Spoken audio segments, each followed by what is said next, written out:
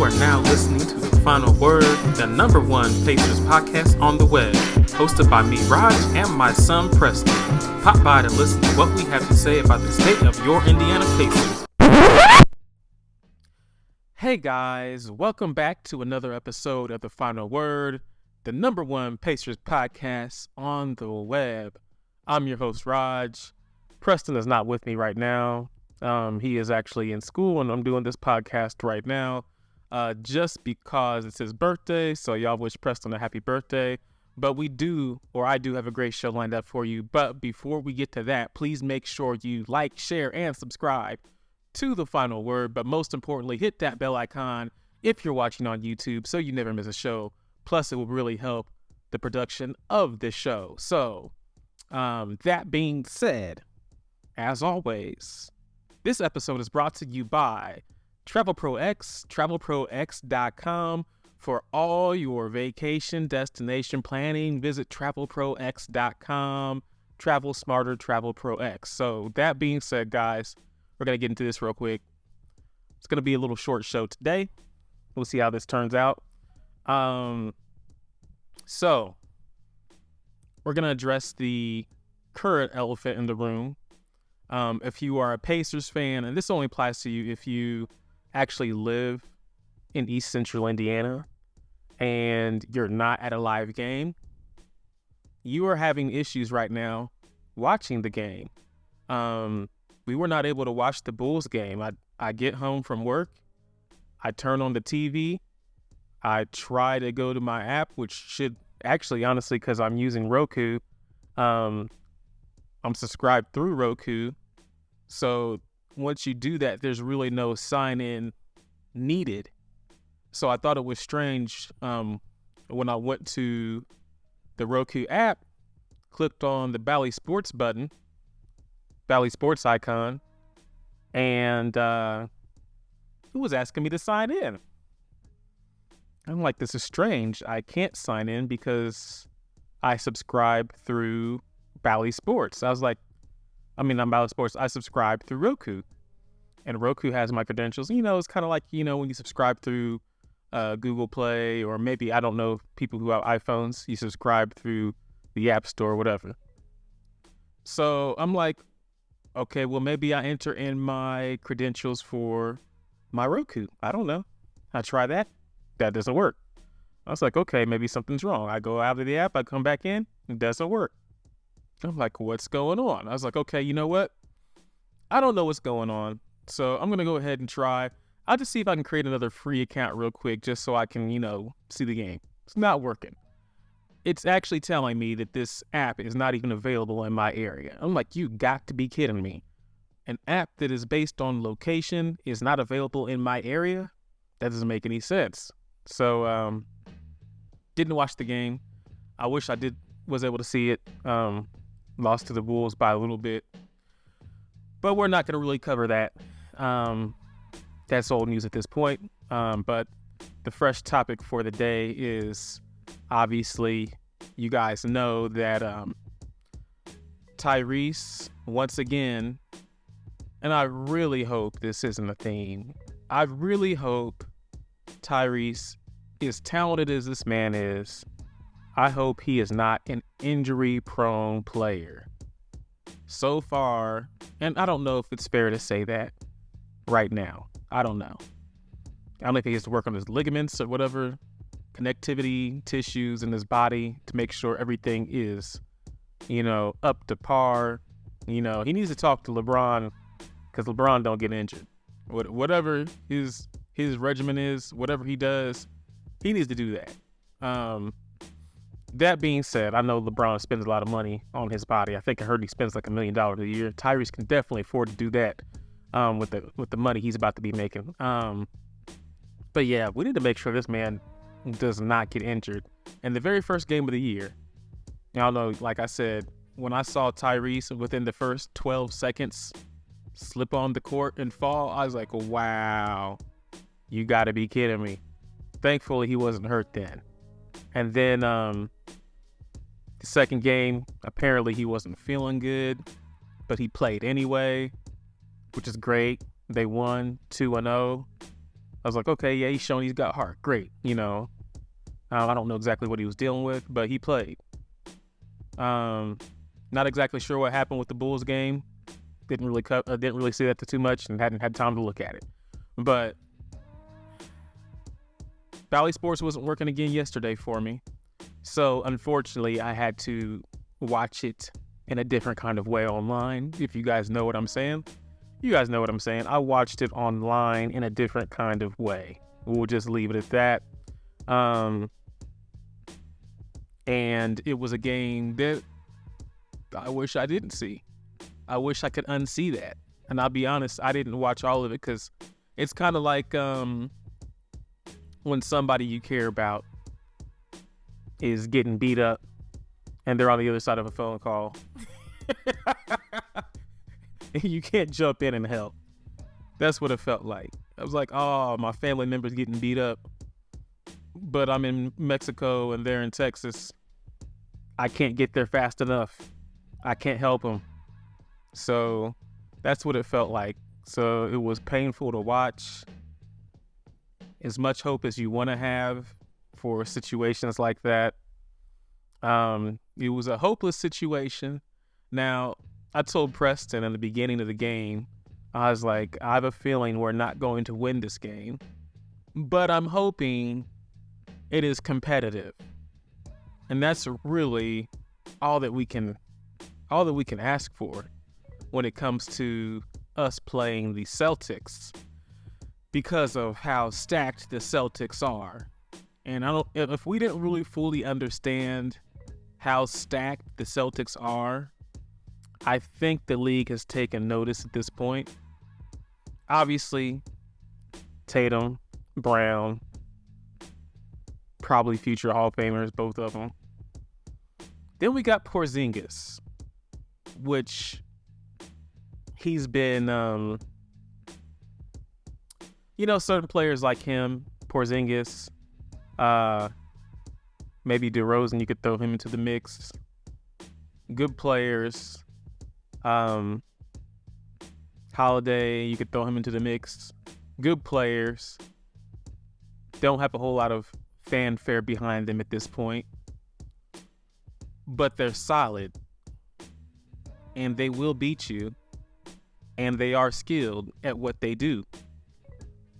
So when you add them into the mix of Tatum and Brown, come on now. So I don't know who's going to be able to stop them. I don't think the Greek Freak and Lillard are going to be able to stop them. Lillard's good, but I don't think he's a difference maker like we think he may be. I mean, I could be wrong. Maybe you guys think that's blasphemous what I said. I don't know.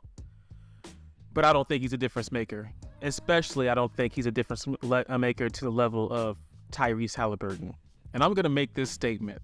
I think Tyrese Halliburton, as far as being valuable to a team, no other team depends on their player. This is just me. Maybe I don't know. Maybe I'm not watching the entire league.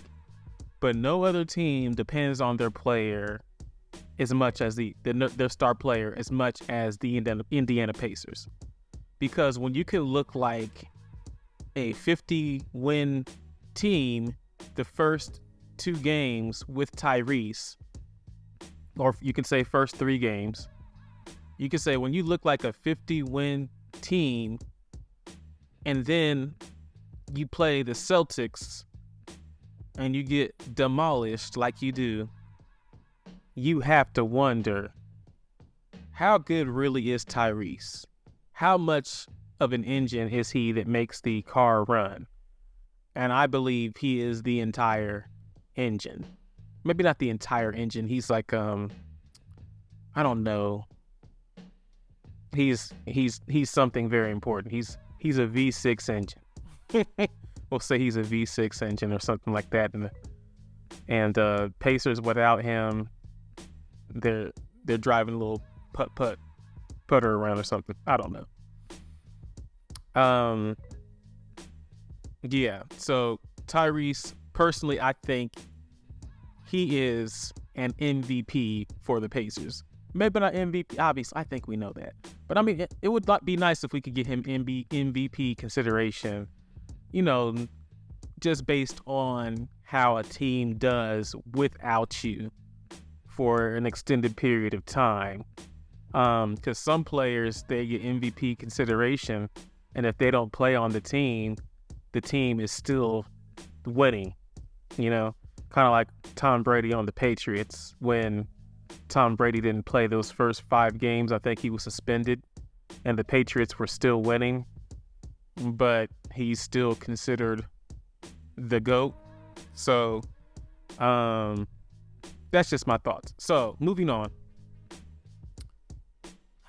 The team, they honestly should have not shot any 3-point shots yesterday. They should have just said, hey, we're going to shoot all 2s. Because if they did that, I think the game would have been closer. They still would have got beat, but the game would have been closer because they shot more 3-pointers than the Celtics, hit way less, and it wasn't even worth it at that point. They only hit like 5. Ben Shepherd hit 2 of those. So it's like at this point, they just shouldn't have been shooting. It was an off night. And it's bad to have an off night with shooting when you're playing one of the top teams in the league, if not the top team in the league. So that's rough. But, it is what it is. Bright spot, we had less than 10 turnovers. That's nice. We had 9 turnovers, but still got beat by 50.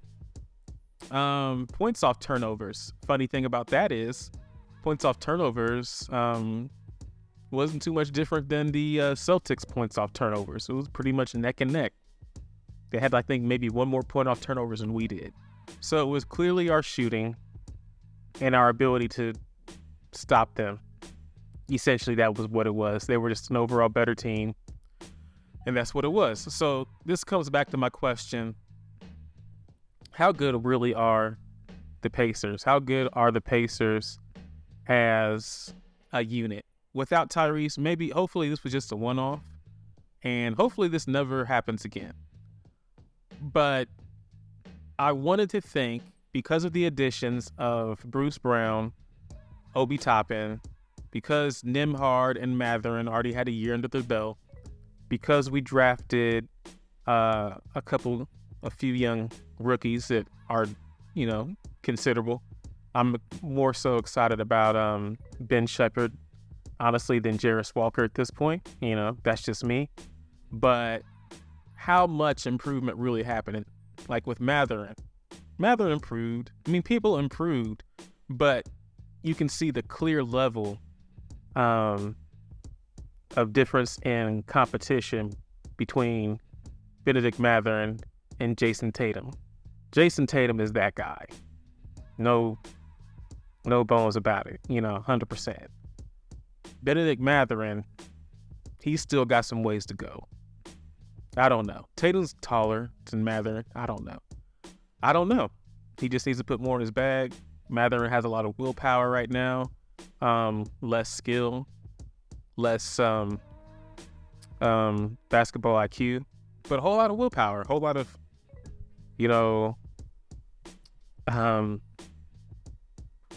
determination. And I appreciate that about a player, but at the same time, we just need some skilled players, really.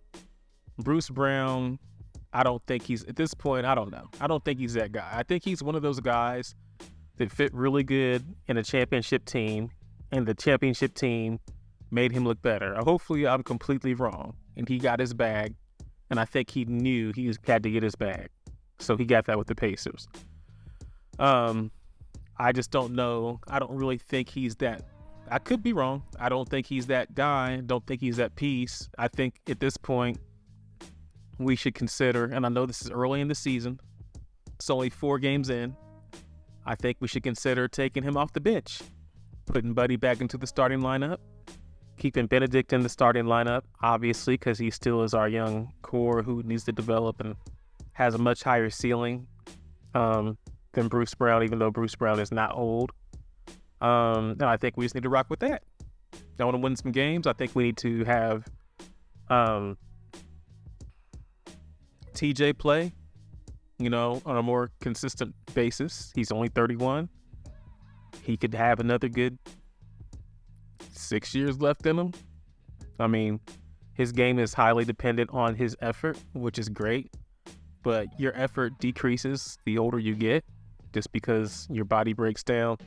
Might not be as fast, but I mean, he's a hard worker. But I'd like to see TJ stay with rotational minutes, even when Tyrese gets back. Not high on Nembhard still. Nembhard's still a young player. I know we got to develop him and everything like that, but honestly, I just want to win some games, and that's how I feel about it. Definitely want to win some games. So that being said, Rick said it's his fault. Carlisle said it's his fault that the team pretty much was not prepared for this level of play. And he has to say that, I think. Has to, But I'm not really sure how much of his fault. Maybe it's just, sometimes the players are just better. He can't play for him. So, I don't know. Maybe they didn't prepare him enough. I don't know. But whether his fault or not, we need somebody else to come in here. I'm hoping that somebody would just love to come in here and play with Tyrese. Well, I mean, a lot of people do. I mean, I was excited about Bruce Brown and Obi Toppin because of what I saw Tyrese could, use how he could use them. And it's still all true. But the thing that concerns me is when Tyrese is not in the game, then things change ridiculously so much to where it doesn't even look like the same team anymore. The ball movement was completely gone. It just looked like, it just looked bad. That's all we can say about it. It looked really bad. So that being said, guys, I'm not going to drag this out any longer, but I do hope we have some answers. I'm not sure what the answer is going to be for us in the future. I'm hoping Tyrese doesn't look at this and be like, oh, wow, these guys are really bad and they need me and I need somebody else to come in here. So when I do get injured, I still have a chance at making the playoffs, because that's what it looks like. It looks like if Tyrese is injured, our chances of making the playoffs go out the door still. So our team is just, honestly, just looks like our team is not as good as we thought it was going to be. Maybe, like I said, maybe this is too early. It's only the 4th game. Things could change. Very small sample size without Tyrese, obviously, for this year. I'd like to see how they react and play better, in future games without Tyrese. Not that I want to not have Tyrese, but it just seems like it's one of those things that's going to be inevitable. So yeah, that's my thoughts on it. So that being said, guys, like I said, we're going to wrap this up. Thank you so much again for watching, for listening. If you're watching on YouTube, thank you so much. Give me some feedback if you like what we're doing here. Just trying to give you guys what you want. I know people like to see a visual, like to see people's faces and things like that. So we're going to try to keep that up no matter what. But thank you guys. Make sure you like, share, and subscribe to The Final Word, especially if you made it this far. Please click that bell icon, all that good stuff. And we will continue to bring you what you need, Pacers news. So you guys take it easy and be blessed. Peace. Hey guys, we hope you've enjoyed this podcast snippet. If you'd like to continue the conversation with Preston and I, just click on the next video. But always be sure to like, share, subscribe, and hit that bell icon so you'll be automatically notified each time we release a new episode. But until then, Martin says, peace!